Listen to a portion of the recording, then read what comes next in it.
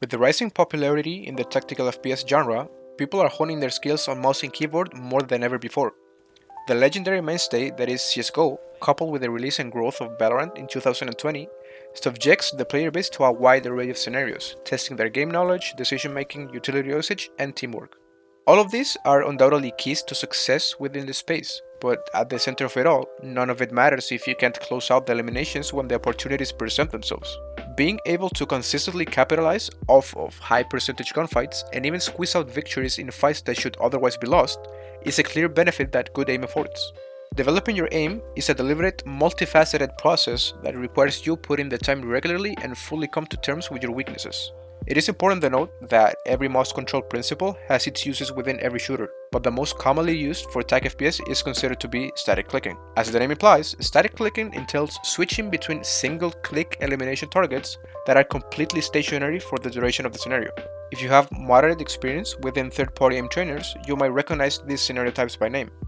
Sixshot, Microflex, and 1-wall-6 targets are among the most commonly known. Static scenarios are deceptively simple on their face, but after putting forward some time and effort, the hidden complexity within becomes more evident. For most players, this category serves as an introduction to the concept of optimizing mouse movements and squeezing out efficiency wherever possible. To reiterate, continuously streamlining your approach revolves around the minimization of detailed mouse movement-specific errors. In order to understand the movement errors, we must first classify the movements themselves, with that being the components of a target switch.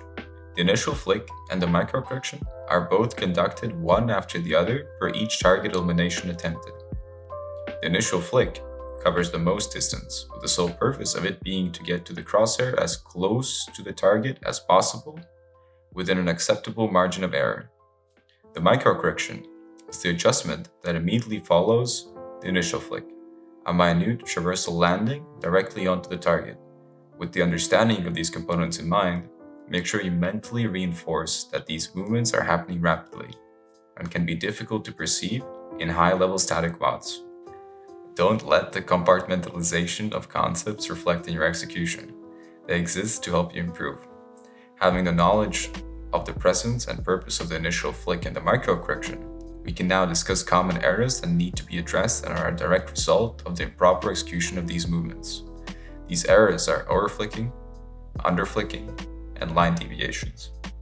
Line deviations involve anything that violates the principle that the shortest distance between two fixed points is a straight line. The primary culprit for this issue will be poorly executed initial flicks and mishandling the elimination of several closely grouped targets known as clusters. Overflicking and underflicking errors describe where your switch ends in relation to the target and your point of origin. If your crosshair ends its switch on the same side of the target where the traversal started, that would be considered an underflick. On the contrary, if it ends on the opposite side, you would have then overflicked and would need to change directions in order to microcorrect. In addition to this direction change, overflicking also means that the total distance covered after microcorrecting will be larger than the distance between the starting point of your crosshair and the target. Also considering that the initial flick only exists separate from the microcorrection because of the impracticality of consistently landing it on the target, we can see how intentionally focusing underflicking becomes beneficial and effectively compensates for human error. Superseding all of this, however, is the practice of balancing accuracy and speed-based approaches to push yourself further. Both have their place within static clicking training and should be interchangeably used to improve an individual's weaknesses over the course of their practice. After a player has built a solid accuracy, base speed will need to be deliberately improved, and there are several consensus approaches that accomplish this. One option for improving speed is using tailor-made scenarios like available bot sizes, some of which change dynamically as a scenario is being played. These could be a version of a common static scenario with slightly larger bot sizes or speed-specific scenarios like Fugler pressure aiming 7 shorten, and more. Others may choose to practice speed on the scenario they intend to improve on, but instead will take a purposeful accuracy hit for a short period, in order to adjust visual perception to the newly desired pace. Accuracy approaches, on the other hand, revolve around intentionally making a small pace reduction so hit confirmations are more consistent. One specific methodology that specs this approach out in more detail is known as Bardpill.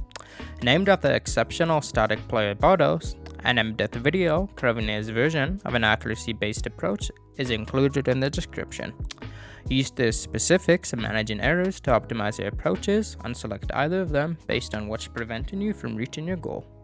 Lastly, there are nuances to static runs that should only be acknowledged if you experience prolonged stagnation in your rate of improvement, or if you're a highly advanced player approaching the ceiling of what you're capable of accomplishing. An example of this would be paying attention to stopping power you require coming out of an initial flick and how you choose to apply it. Stopping a rapid initial flick requires increased muscle contraction or tensing of the forearm muscles, which might end up having a negative effect on microcorrections.